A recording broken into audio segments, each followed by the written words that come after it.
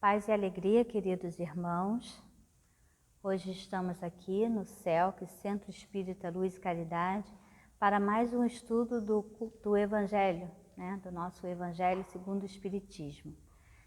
Para a preparação do nosso estudo, nós vamos ler uma página do livro Vida Feliz.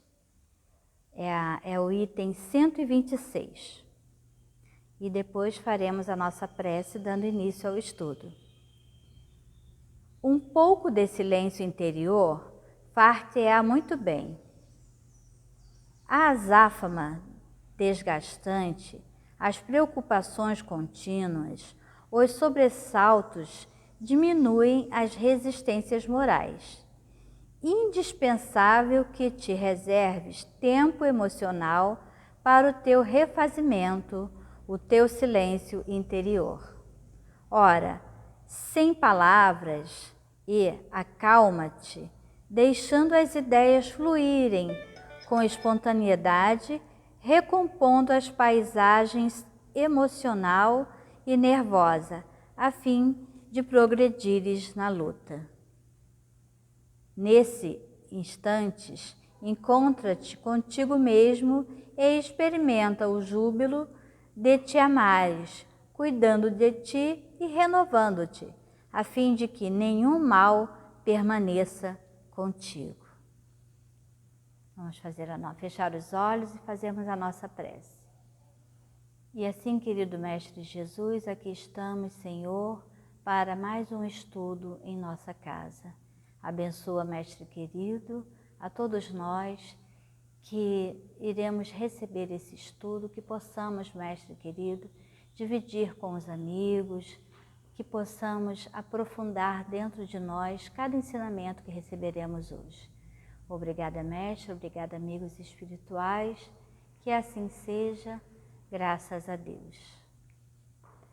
Então, queridos amigos, o estudo de hoje é do capítulo 17, Sedes Perfeito. É o item número 8, a virtude. Esse item é passado para nós nas instruções dos Espíritos pelo Espírito François Nicolas Madeleine, em Paris, 1863. Então, esse nosso irmão, François, ele vem nos trazendo a importância da virtude. E ele vem descrevendo para nós, esse sendo o capítulo 8, nós já passamos pelo Homem de Bem, que é um capítulo belíssimo, é o item número 3, o Homem de Bem, e depois o Bom Espírita. E aí, François, ele aprofunda mais um pouco nas questões da virtude, do que são virtudes e das coisas que fazemos que enfraquecem, que a deslustram, que atira o brilho dessa belíssima atitude do nosso ser. Então, ele vem dizendo assim: a virtude, no mais alto grau, é o conjunto de todas as qualidades essenciais que constituem o homem de bem.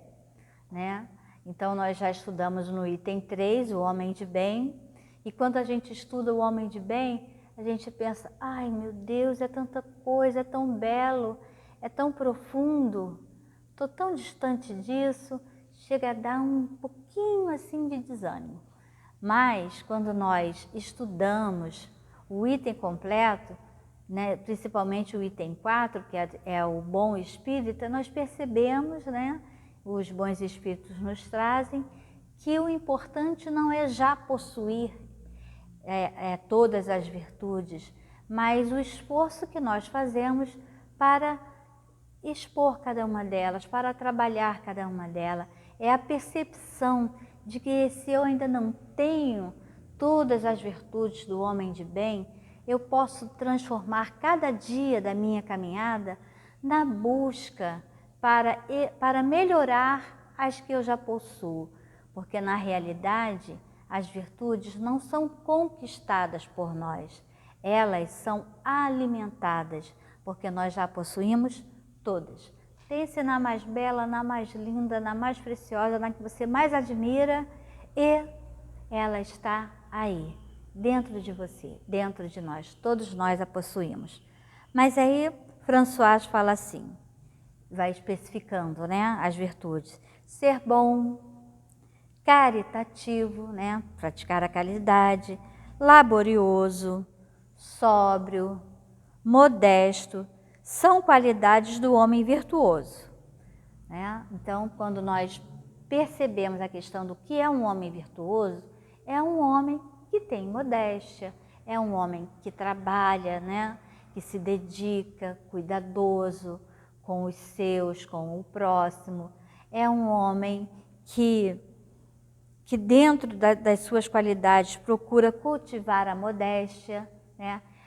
Repetir esse item porque, na realidade, François, ele traz nesse texto a importância disso, da modéstia, do cuidado que devemos ter com as virtudes que nós já possuímos, né? A sobriedade.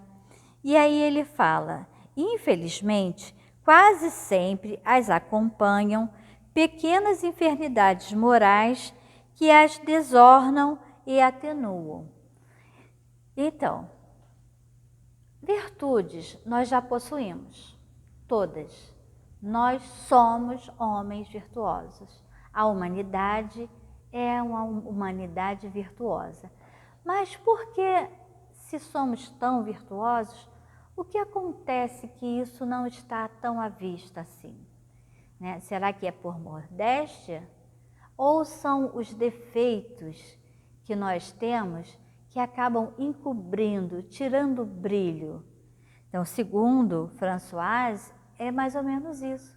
Que ao lado de todas as virtudes que nós possuímos, nós ainda somos homens, que temos defeitos, né? E esses defeitos acabam tirando, eles acabam chamando mais atenção no contexto do que a virtude que já possuímos, o que até nos leva a pensar que não temos virtude nenhuma, o que não é verdade.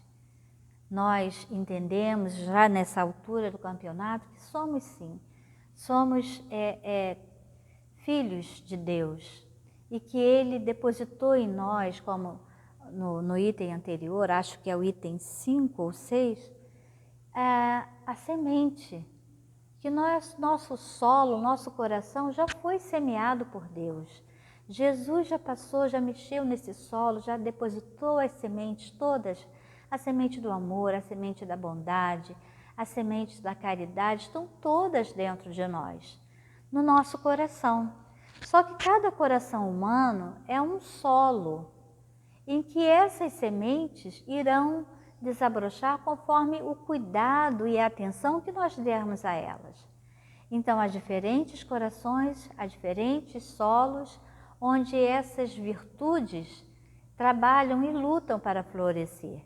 E mesmo aqueles corações, né, esses corações que nós admiramos, que são evidentes, as virtudes são assim, a flor da pele, mesmo nesses homens, cada um vai frutificar a seu tempo, né? Todas as virtudes, cada um irá frutificar a 40%, a 60%, a 90%, até chegar a 100%. É uma caminhada, é um cuidado com essas sementes que nós devemos ter, que o Mestre Jesus já colocou no nosso coração, já semeou dentro de nós. E Deus, nosso Pai maior, nos permitiu possuirmos todas. E lembrando que somos o quê? Somos perfectíveis. Nós não somos perfeitos, entendemos bem isso, né?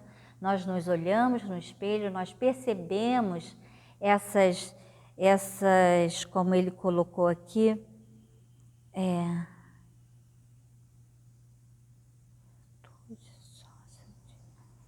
essa obscuridade, né? Esse lado menos brilhoso, mais escuro que ainda há dentro de nós, nós devemos ter essa percepção, mas não desanimar quanto ao que temos já de bom, que já possuímos de bom. Isso que nós devemos ver e trabalhar em cima disso. Nós não somos perfeitos, mas somos criados por Deus perfectíveis, caminhamos para essa perfeição. assim como o Mestre Jesus, assim como tantos seres maravilhosos que já viveram na Terra e que nos servem de exemplo. E aí ele continua falando: a virtude verdadeira, digna desse nome, não gosta de estadiar-se, adivinham-na, né? Quando já possuímos, quando quem está ao nosso lado já possui essa virtude, ela é sentida, ela é percebida discretamente, ela não precisa que quem a possui ou que nós que a possuímos colocamos, né, num letreiro luminoso em nossa testa tal ou tal virtude. Eu sou assim, eu sou assado, eu faço a caridade, eu sou um homem bom, eu ajudo a todo mundo que precisa. Está vendo ali aquela família? Quando aquele pai de família esteve doente, eu fui lá, cuidei da família dele, dei do bom e do melhor, até ele se restabelecer. Eu tive lá e cuidei, eu fiz e aconteci. E com isso, nós estamos, né, com todo esse falatório, como ele colocou aqui, com esse estandarte, né, colocando à vista de todos essa virtude que nós, esse ato de bondade que nós realizamos, nós não enfraquecemos, mas depõe contra nós. E ele vai dizendo um pouco mais isso no texto à frente, né? Ela, porém, né, ela é adivinhada, ela se oculta na obscuridade, ela não gosta de estadiar-se, de aparecer, ela é adivinhada, ela é sentida, porém, e aí ele cita, São Vicente de Paula era virtuoso, eram também virtuosos o digno cura Darcis e muitos outros quase desconhecidos do mundo, mas conhecidos de Deus. Todos esses homens de bem ignoraram que fossem virtuosos, deixavam de ser, ir ao sabor, eles se deixavam ir ao sabor do que exerciam, do que faziam. E aí, eu vou pegar um pouquinho aqui, São Vicente de Paulo. São Vicente de Paulo, por exemplo, ele era um menino muito inteligente, era de uma família mais ou menos de classe média, né? E ele gostava de estudar, era muito dedicado ao estudo, era muito inteligente. E aí a mãe dele, em conversa com o seu pai, falou, poxa, dentro de pouco tempo não teremos mais aqui como trabalhar, como dar a oportunidade ao nosso filho de se formar, de estudar mais. É importante a gente investir nisso, ele gosta muito. E aí eles se reuniram e levaram São Vicente de Paulo para estudar num colégio católico. Porque nesse período aqui, nesse século, somente as igrejas católicas davam a oportunidade, né, com raríssimos colégios, davam oportunidade de estudo mais completo, né, aos jovens. E aí ele ficou internado e realmente, em pouco tempo, ele se tornou, chamou atenção como jovem dedicado que era. Mas, como o nosso amigo diz aqui, ao lado de nossas virtudes, mesmo aqueles homens virtuosos, já não nasceram assim tão. Ele, por exemplo, ele tinha vergonha dos pais. Ele tinha vergonha da simplicidade dos seus pais. E em especial do seu pai, que tinha um pequeno defeito físico na perna, ele sentia vergonha. Quando o pai ia visitá-lo no colégio interno, ele fazia de tudo para evitar aquele encontro, para evitar aquela visita. Se ele pudesse não encontrar com os pais, ele fazia de tudo.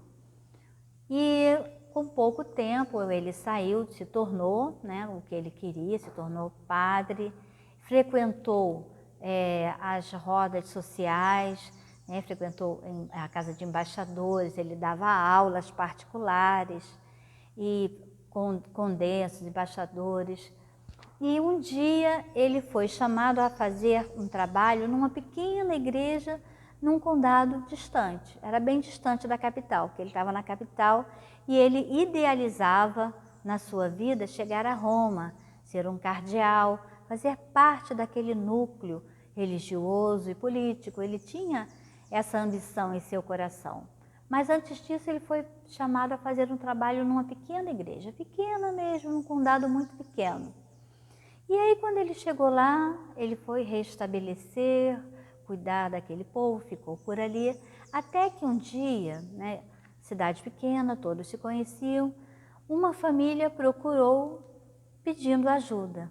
O pai da família adoeceu e a mãe sozinha não conseguia cuidar da terra, dos animais, do marido doente e da família numerosa. Ele então fez uma reunião, né, na sua igreja e pediu ajuda àquela família, né, ajuda em gêneros para que a família não fizesse falta. E aí foi visitar aquela família, conseguiram uma boa quantidade de gêneros, mas ele percebeu que o inverno estava se aproximando e que aquela família, o pai de família, levaria ainda algum tempo para se restabelecer e voltar a cuidar de tudo. E aí ele fez uma outra reunião pedindo que os fazendeiros locais cuidassem dos animais daquela fazenda, das terras, que ajudassem a encher o celeiro, porque o inverno se aproximava e precisava juntar alimento para os animais, assim como lenha para a família, que a família não padecesse de frio. E aí ele conseguiu rapidamente, com aquelas pessoas bondosas e generosas, reunir o que ele precisava. Feito isso, ele ficou pensando como ele se sentiu bem, que sensação estranha era aquela que ele há muito tempo não sentia, porque embora ele fosse um homem das altas rodas, muito solicitado, muito querido, ele sentia um pequeno pesar no seu coração, um certo vazio, faltava algo que ele não sabia denominar. Então, seguindo isso, ele ficou pensando quantas outras famílias não passavam por aquela mesma situação. Quando o homem adoecia, como era difícil para as mulheres que não faziam parte do trabalho, né, do trabalho comercial, lidar com a casa, com o doente e com os filhos e com as terras. E aí ele juntou de novo aquele pessoal e passou a reunir esforços para ajudar outras famílias e ajudar daquela forma, cuidar dos doentes, cuidar para que as famílias se mantessem alimentadas, cuidar para que não perdessem os seus bens, né, durante a doença daquele ente querido, que a terra que eles possuíam, que a casa que eles possuíam não se perdesse em dívidas. E aí ele passou a se dedicar a esse trabalho e a sentir, a cada trabalho realizado, a sentir o seu coração aquecido, a sentir bem e finalmente se sentir feliz. E a partir disso, o nosso querido São Vicente de Paulo fundou a Ordem dos Vicentinos, que até hoje realiza um trabalho extraordinário, belíssimo, de caridade aos irmãos necessitados. E foi aí que começou. Mas para nós, realmente entendermos que mesmo os homens virtuosos, que nós admiramos tanto, nem sempre foram assim, não encontraram logo nos primeiros passos o seu motivo de se sentir bem logo de cara. Houve uma caminhada, houve um trabalho em cima disso, onde cada um se achou, ele levou um tempo para chegar lá. Há várias histórias que nós colecionamos sobre isso, de homens que são admiráveis, que realizaram um trabalho fantástico, mas que lá no começo, né, bem no começo, não eram possuidores à vista das virtudes que hoje nós conhecemos deles. E isso nos serve como alento. Assim, eu não sou tão virtuosa como esse homem que eu admiro, como essa pessoa, mas eu tenho todas essas virtudes e posso realizar o bem aonde eu estou. Porque nos estudos do Evangelho nós também entendemos isso, que no local que eu estou, na minha família, onde eu trabalho, no meu trânsito, no meu lugar social, é onde eu devo realizar o dever, né? O item anterior, item 5, onde estão os meus deveres, estão também a oportunidade de eu realizar o bem e de eu me dedicar a essas virtudes, de eu mostrar essas virtudes, como nosso irmão coloca aqui. A virtude, assim compreendida e praticada, é a que vos convido, meus filhos, a essa virtude verdadeiramente cristã e verdadeiramente espírita é que vos concito a consagrar-vos. Afastai, porém, dos vossos corações tudo que seja orgulho, vaidade, amor próprio, que sempre desornam as mais belas qualidades. Não imiteis o homem que se apresenta como modelo e trombeteia ele próprio suas qualidades a todos os ouvidos complacentes.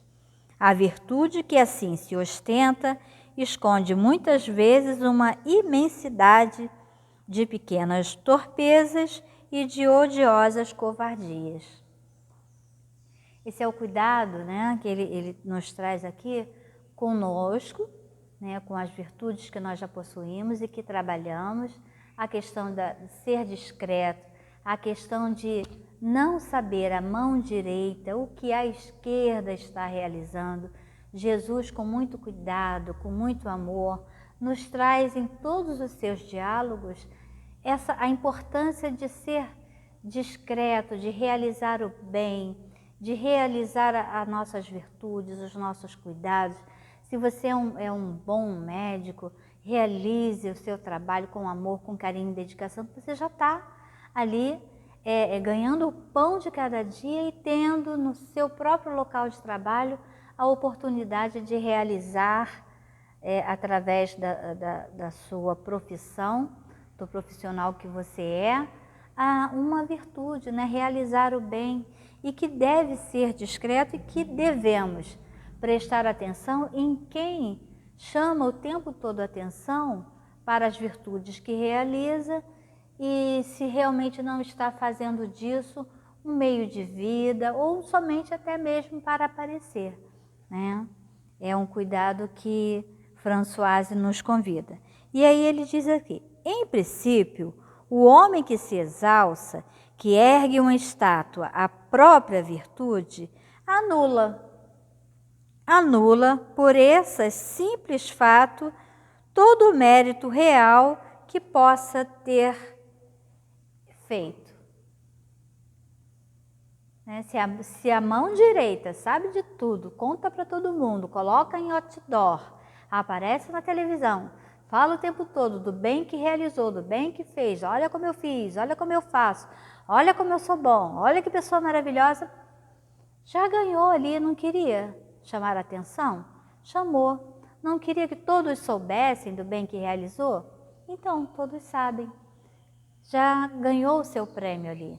A discrição realiza o bem ao próximo de forma que não o envergonhe, de forma que os cuidados que você presta a ele passem desapercebido, que ele se sinta bem de ter recebido aquele bem que você realizou e que se sinta honrado, né? Saia de perto de você, saia da instituição de cabeça erguida, se sentindo bem, se sentindo predisposto a voltar a realizar, a se sentir realizado. Esse é o bem que Françoise, é a virtude que Françoise nos chama a atenção, nos alerta que deve ser feito. Entretanto, que dizei daquele cujo único valor consiste em aparecer? E em parecer o que não é. o que de fato não é, né? É que tudo aquilo que a pessoa fala não está realmente demonstrado em seu coração. Não é tudo aquilo que diz. Só faz para chamar a atenção, só faz às vezes até para se aproveitar. É necessário termos cuidado com essas pessoas e também de não sermos assim. É o que é um duplo conhecimento que Françoise nos pede.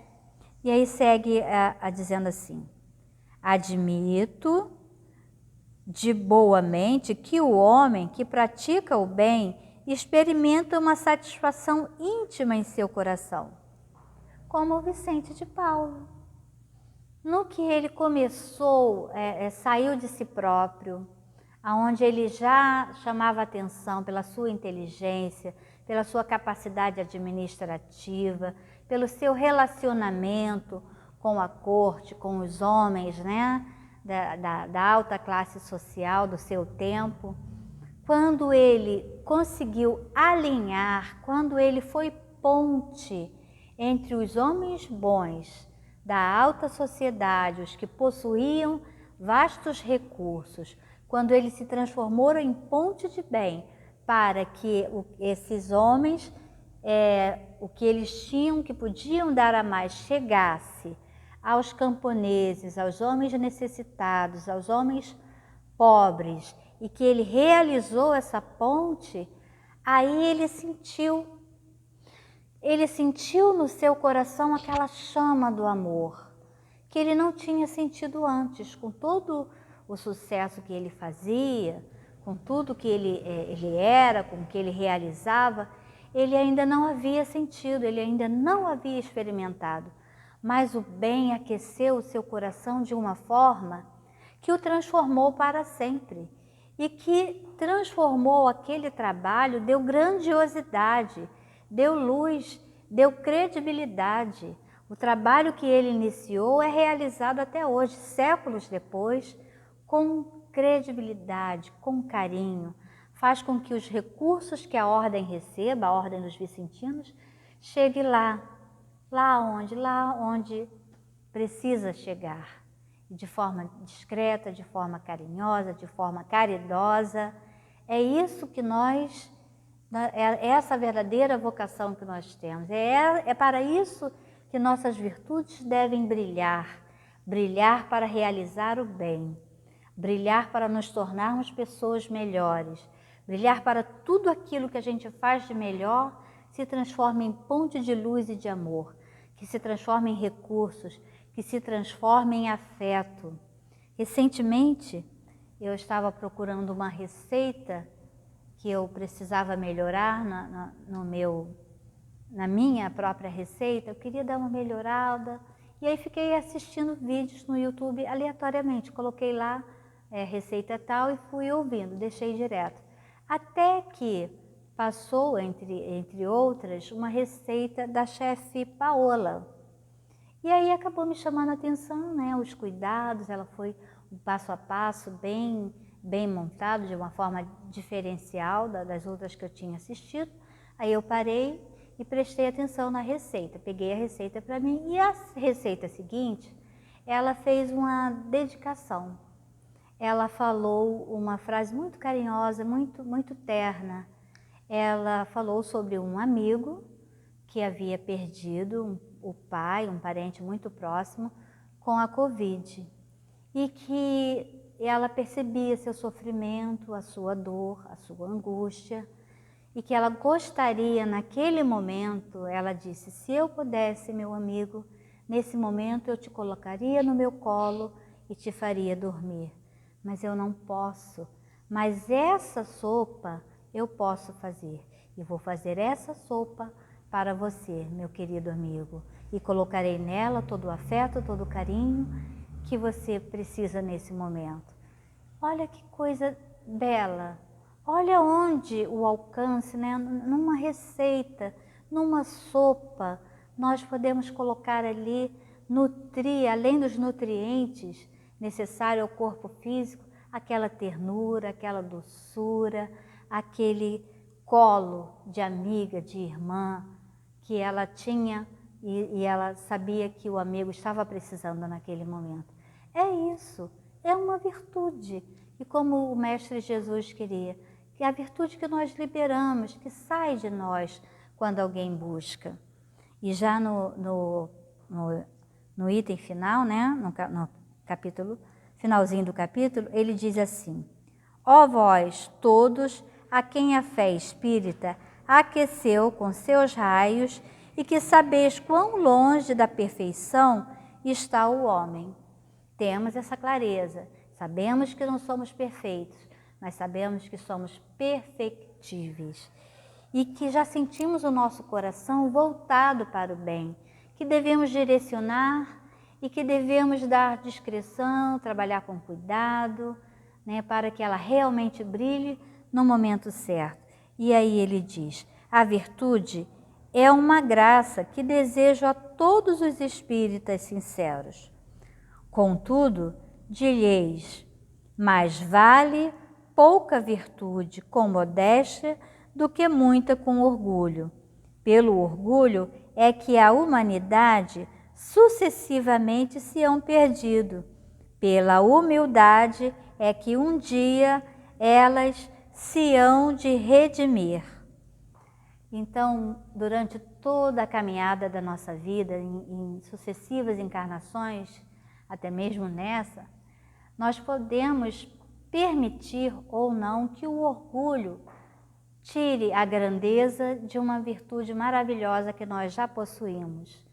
Mas nosso irmão, através desse estudo, através dessas palavras carinhosas, nos traz esse alerta, nos traz esse carinho, nos traz esses exemplos de que através da prática humilde de uma pequena virtude, ela não precisa ser a maior, nem ser um leque, mas que a menor das virtudes deve ser colocada. Mas vale que eu tenha uma pequena e que eu cuide bem dela, que eu a trate, que eu alimente, que eu cuide dessa terra para que ela floresça e se engrandeça no tempo certo, do que permitir que o orgulho e a vaidade a sufoque no espinho, né? O espinho do orgulho, o espinho da vaidade, como o nosso Mestre Jesus já falou na sua belíssima parábola do semeador. Queridos irmãos, chegamos ao final do nosso estudo, do nosso item. Agradecemos o carinho, a atenção de todos e vamos fazer silêncio e fechar os nossos olhos para a nossa prece final, ok? E assim, querido Mestre Jesus, chegamos ao final de mais um estudo. Abençoa-nos, Mestre, para que a Tua palavra, que o Teu ensinamento possa chegar a todos os corações onde o Senhor já semeou todas essas